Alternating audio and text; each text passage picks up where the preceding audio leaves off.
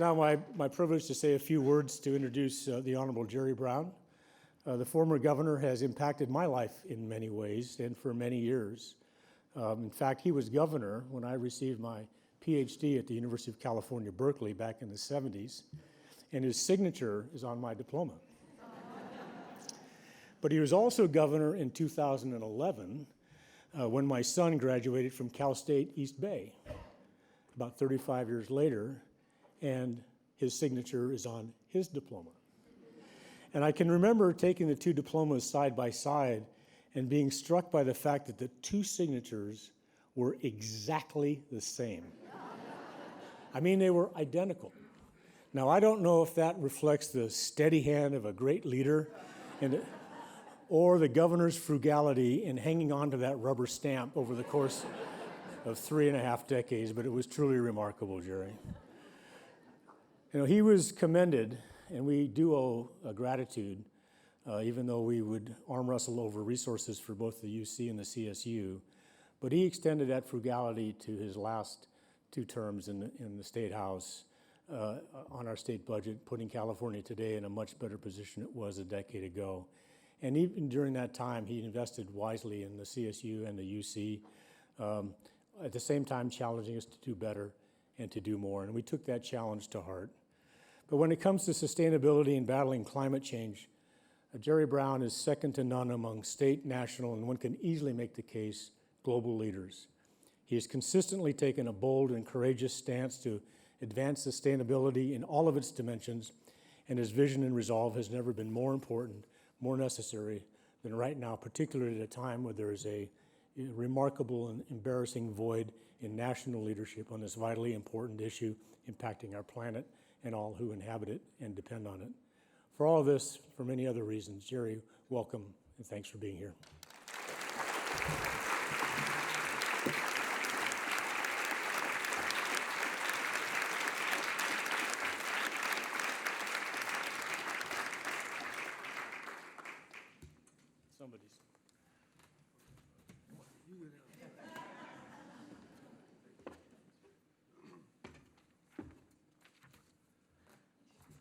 So, very nice to Tim. That was good. You were very nice on all the cuts I made to the university.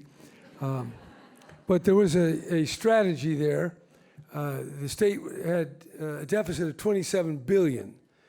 And I asked the first year for the legislature to put before the people a vote that we could continue the taxes that were going out of existence. They were temporary taxes imposed by the previous governor and legislature, and I couldn't get the votes. Not one Republican was willing not to vote for a tax, but to vote to put on the ballot a measure that would allow the people to vote yes or no. So I saw that. That was a problem. So the next year I decided we have to go to the ballot and offer the people a chance to vote for increased taxes. But in order to sell taxes, you can't display your prosperity. You have to show your wounds, your infirmities, your suffering. And as a matter of fact, there was a lot of that. Over 30,000 teachers have been laid off from K through 12 school classes in our society. So the important part of that tax campaign was the austerity and the difficult, someone might say draconian measures that we were imposing. And we had cut child care, university, K through 12, health care, dental care for low income. We cut a lot of things. And the reason for that is something a lot of people don't grasp. Government does good things. Most of what government does is good, okay? So if you're going to cut a government budget, you have to cut it good. See, that's what people, there's no bads, it's all goods. But when you have too many goods for the revenue, then that becomes a bad. It's called $27 billion in deficit. We had the worst credit rating of any state in the nation. So we had to get the people to come up with the taxes. Now, most people said it couldn't happen. But one of the key parts of the campaign was that we put in the budget about $7 billion that was going to be spent. And if we didn't get the tax, that was all going to be cut. So people could get very clearly what was going to happen. It was going to be worse than even it was. So first, we take a step back, and then we take a step forward. And the people did vote by 13% to increase taxes by $7 billion. So that was pretty good. But in the meantime, if all you start borrowing more money, increase the deficit even more, so you can keep spending at the right level, chances are you won't pass the tax. So you have to make people suffer a little bit, which is not the job of politics, because we're in the business of making you happy, or at least making you think you're happy with the governor, because you don't have to. The only thing that counts is that the governor gets more votes than his opponent at the next election. That's my business, by the way. You're in the business of educating people. Politicians are in the business of getting one more vote than their opponent. That doesn't sound very idealistic, but if you don't understand that business, you won't be around to do idealistic things. So anyway, we got the budget, and now we have a surplus of billions and billions of dollars, which you can enjoy as it goes away, because I have no doubt we're going to have another deficit. But I'm not running for governor a fifth time, so the current incumbents will have to figure it out. And it's not that easy to figure out, I can tell you that. Anyway, I'm really glad to be here. And I don't like to travel as much as I used to, but Ram over here broke my arm or twisted my arm to get me here. But it was still a good idea. And the idea is the university is the repository of wisdom, of data, of knowledge, of science, of research. And so this is a place that should make a major contribution to dealing with this profound threat that we call climate change.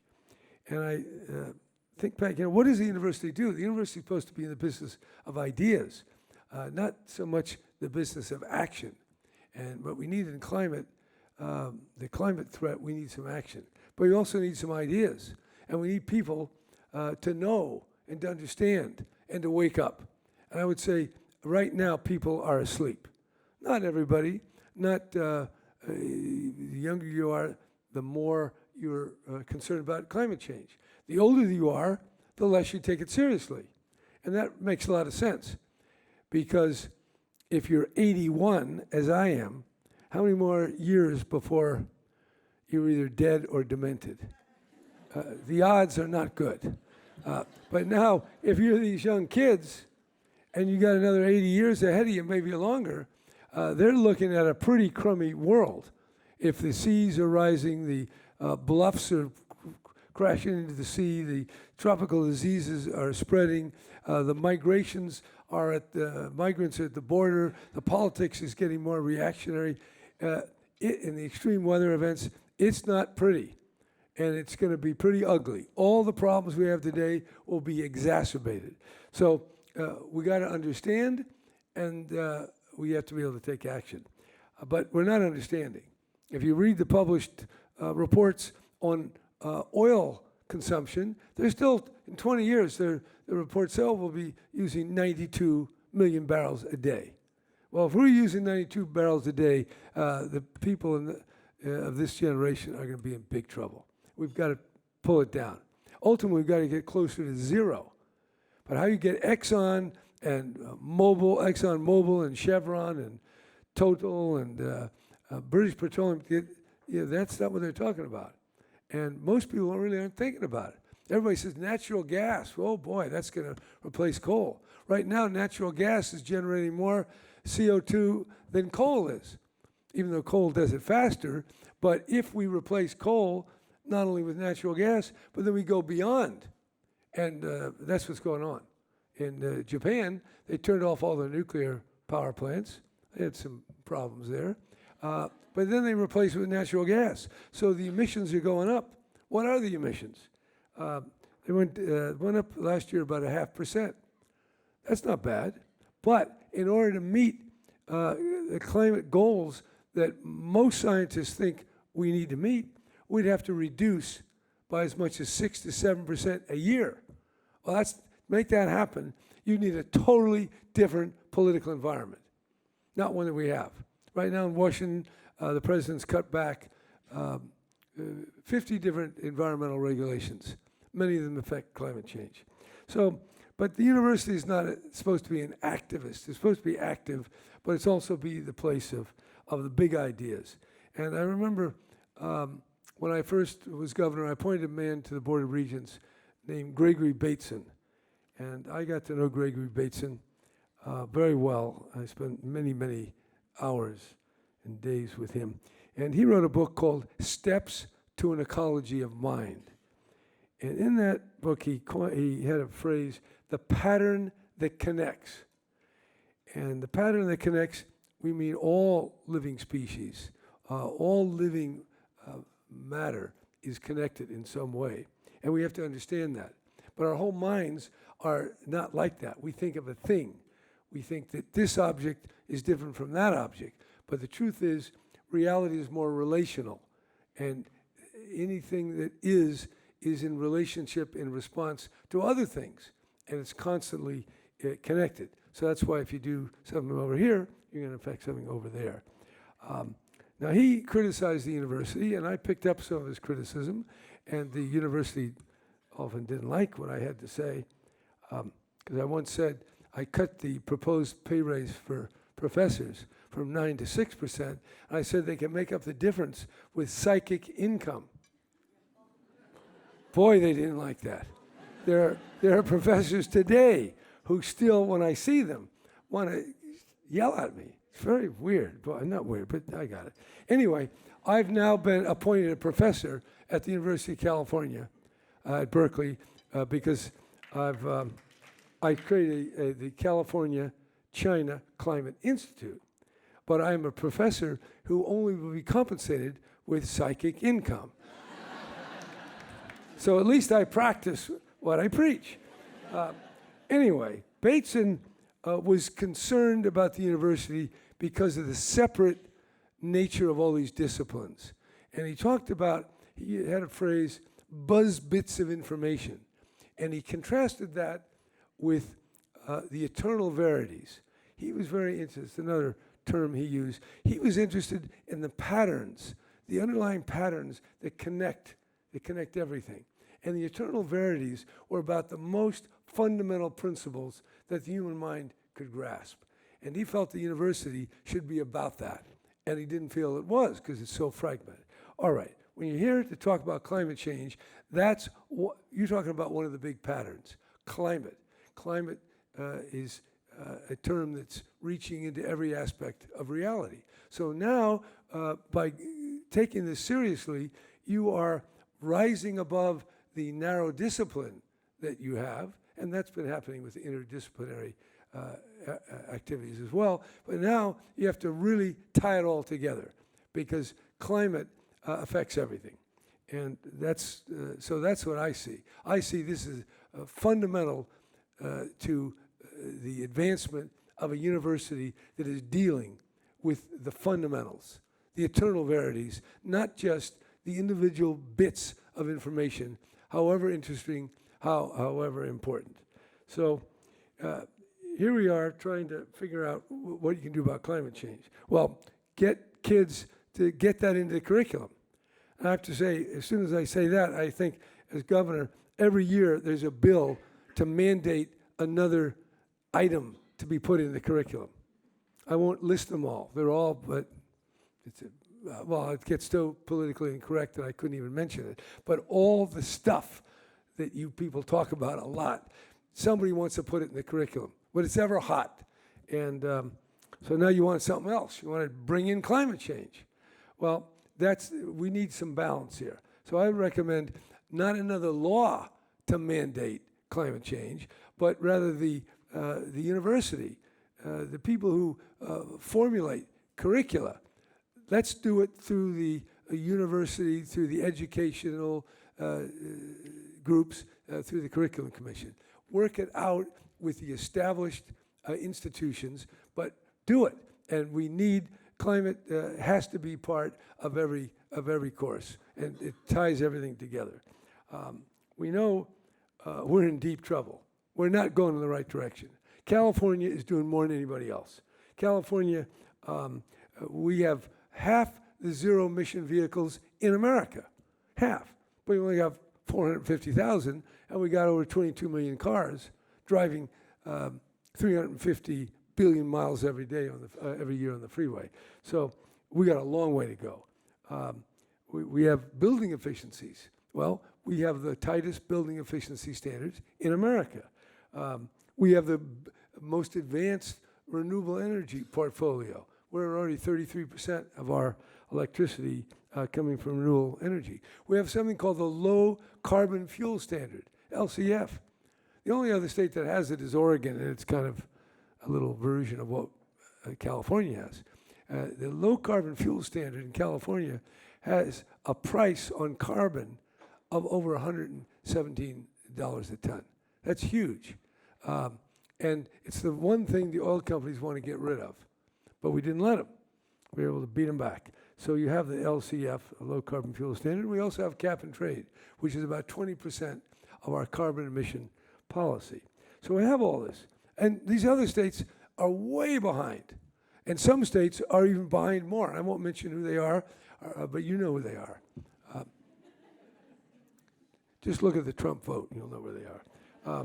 In any event, California is still not doing anywhere near what it needs. They had a bill that was going to ban trucks, fossil fuel trucks, but it was like 2040, and it couldn't even get out of the legislature. I mean, what political courage does it take to vote for something that's going to happen long after you're out of office? But even then, it's too much. So we're in a real crisis. We're in a crisis because when we talk about climate action, we're talking about changing our way of life. So this is not once over lightly, going from Democrats to Republicans. This is profound, it's fundamental, and everything we do, from this microphone to the podium, to the rug, to the chairs, it's all fossil fuel. And how do we get off of that? It takes a lot. Now, in the beginning of, right after Pearl Harbor, President Roosevelt said one day, no more private cars. We're making tanks. Well, we need a president who's going to say, no more fossil fuel cars by a certain date.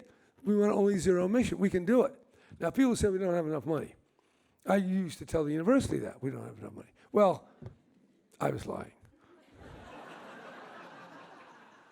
Actually, it felt like we didn't have a lot of money because we were in debt. But the GDP of California, well, let's go back in history when I was governor the first time. It's about $350 billion a year. You know what it is now? $3 trillion. Now, you wonder why I'm moderately popular. I'll tell you why. Because the economy, during the last 9 years, increased almost $100 billion every year. And that means in California, another $900 billion is sloshing around to make us all feel better. Or at least, I mean, the ones who have more of it feel better, the ones that have less. But nevertheless, $3 trillion is a very different world than $2.1 trillion. And that's where we are. That's why I said the high-speed rail that'll be electrified at 80, 90 billion was chump change. Nothing. Lasts for 50 years. Figure out you're growing 100 billion a year. Maybe reduce it to 50 billion. Things might get bad. You have plenty of money. The federal government has plenty of money. They got so much money they're creating a space force. Kind of Buck Rogers. We're not worried enough by our 7,000 nuclear warheads and all the thousands of missiles. We want to get into space war.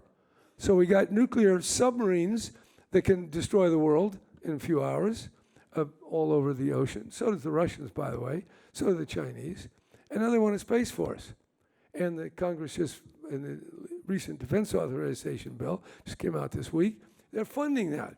Well, that's going in the wrong direction. The military budget, our military budget is like 4 times bigger than China and Russia's put together. And it's bigger than all our allies. But we don't have enough money. But now here's the other thing. We're mad at China. What does China do? They're investing all this money. They're investing all this money in batteries, in basic research, in 5G. They're doing it pure research. They're doing applied research. They're spending all this money. So what's our plan? Oh, we're going to put a tariff on Chinese goods. So we say, you're investing too much money. It's not fair. You're subsidizing your products. Well, the way you fight that is not by bringing up the drawbridge, putting a wall around us. You have to invest. And we have a lot of money. We have a lot of money. California is only 10% of America, and we got all these trillions. So we got to put it into education. Because, by the way, that's another problem. I mean, I like to look at how bad everything is. It motivates me. Some people want to know how good everything is. I like to know how bad. I like to know what the problem is. Well, the problem in the latest global exam, they call it PISA, you know about that? You know where America ranks? 22. Who do you think is number one? China. And who do you think is number two? Singapore. And they got a lot of Chinese there, right? So we're going to put tariffs on, and we think that's going to solve the problem. No, it is not going to solve the problem. You got to invest in research, K through 12. You got to raise your expectations. So now, since I'm not in office, I'm talking about spending a lot more money. I don't know. That's what you do in your old age. Anyway, climate change is part of that. We got to invest. We're not going to get to 22 million zero-emission vehicles, and we're not going to be able to do it all in cars because congestion's still there. We have to have other ways of living with our land use. We have to have a more public conveyance, and it's got to be attractive. So, and by the way, then you look at the natural world. The ocean is acidifying. The wetlands are disappearing. They're almost gone in California. Forests. I was just at the American Geophysical Union meeting. 28,000 people in San Francisco. There was a scientist from Brazil. He said the forests in Brazil, the rainforest, may turn into a savanna just with the current emissions. And if that happens, that's a real hit to increased climate change. And it's not just Brazil, it's Indonesia. So we got a big problem there. And their leader wants to take more out of the Amazon. By the way, E.O. Wilson, who probably some of you know, very concerned about habitat, he says half the land has got to be left alone. Well, how do you like that for a campaign play? We're going to leave half the land just there. Tell that to the real estate lobby. But that's what we ought to do. He says if we don't have half the land on the whole earth, that's what you need just to save 80% of the species. So that's kind of a minimum, but very hard to get there. And of course, a lot to focus on inequality. Who's going to suffer when the temperature rises, when the diseases occur, when all these other fires? I mean, rich people, their house burns down, they can do it again. So everything with climate change is going to get worse. It really is. And we're on the road for more climate change. And even in the campaigns, then it's not that big an issue. It really isn't. I mean, I've seen it, and there's so many other things I want to talk about. But that's why the university's got to educate.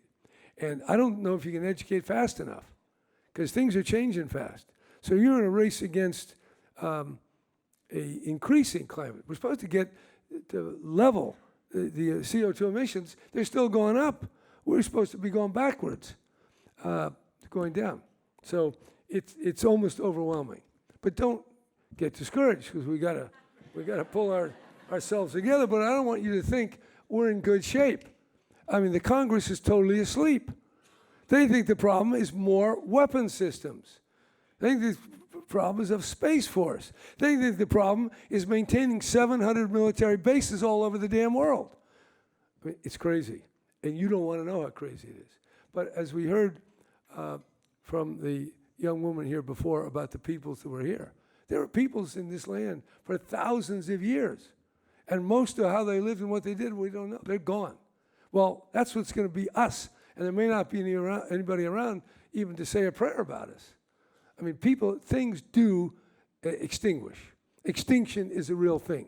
And we got to get with it. So the university, along with all this other stuff and issues and politics, climate change is fundamental. And the university's got to do that. UC and CSU. I think it should be a big part. And I don't think it's a big enough a part. So I get motivated by seeing how bad things are. Other people like to see, oh, it's good. Well, That's just the way I'm put together. I like to think we're in a big pile of you-know-what, and we got to climb out really fast. And the university, with all the smart people, you got to do it. It's not, and you got the leisure. You got, how long do professors teach at the UC? 5 hours a week? I mean, they got some. They got time, but so anyway, let's get excited here. The hour is late. The humankind.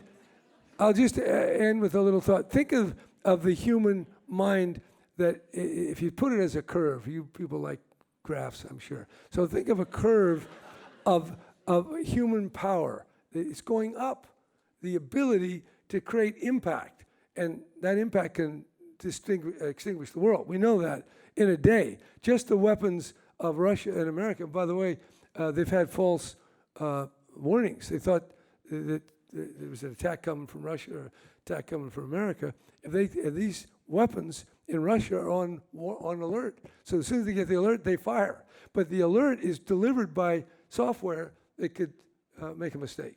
And so we're on the razor's edge. That's in the nuclear. Climate, it's a little more slow, but it's moving in the same direction.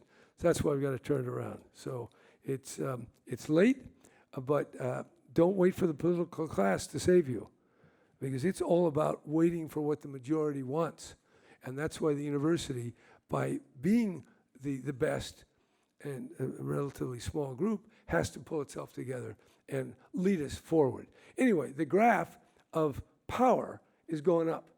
Now, if you graph the increase in wisdom, it's totally flat. We have the same amount of wisdom as we did 2,000 years ago. Well, if the power is going that way and the wisdom is going this way, the gap's getting bigger.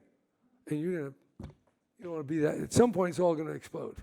So it's urgent. Don't be complacent. You can't. There's time. We got time, but we're not spending it in the way we need to. So I would say, UC, Cal State, get with it and do a lot more than you're doing now, and get some of that money from Newsom before it's gone. All right? Thank you.